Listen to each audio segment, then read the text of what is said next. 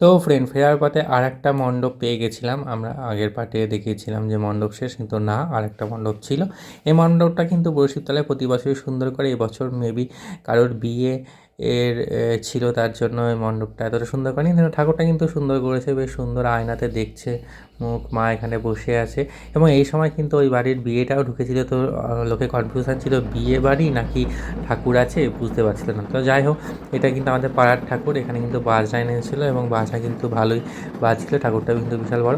আজকে মানে সরস্বতী পুজোর পরের দিন মেবি এটা ঠাকুরটা বের হবে, কারণ বাজনা যখন এনেছে। আর ওখানে কিন্তু ঠাকুর বেরিয়ে পড়েছে রাত সন্ধ্যেবেলা, ফার্স্ট ঠাকুরটা বেরিয়ে পড়েছে, বনমিতলা থেকে এলো, সেটাই আমরা কিন্তু দেখছিলাম। গাড়ি করে, রাসের গাড়ি করে কিন্তু ঠাকুর বেরিয়েছে। তারপর কিউট সরস্বতী, এটা কিন্তু হয়েছে বনমিতলা ঘাট রোডে। তো কিউট সরস্বতী চলে আসছে ধীরে ধীরে এগিয়ে, এবং খুব সুন্দরভাবে ঘোরাচ্ছে, দেখতে পাচ্ছ। পিছনে সিনারিটাও অসাধারণ করেছে, সত্যি ঠাকুরটা অসাধারণ করেছে, না দেখলে বোঝা যাবে না। কিউট সরস্বতী এবছর ট্রেন্ডিং উঠেছে।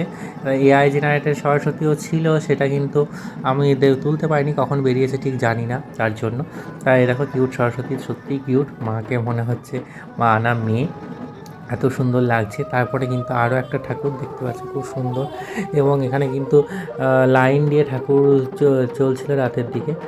তো এই দেখো, এই ঠাকুরটা কিন্তু খুব সুন্দর, আমার কিন্তু খুব সুন্দর লেগেছে, ঠাকুরের শাড়ির কালারটাও খুব সুন্দর। তো এই আর কি চলছিল আরও আর কি। তো এই ছিল আজকের ব্লগ, আবার নেক্সট কোনো ব্লগ ওকে দেখা হবে। তো আজকের মতো টাটা।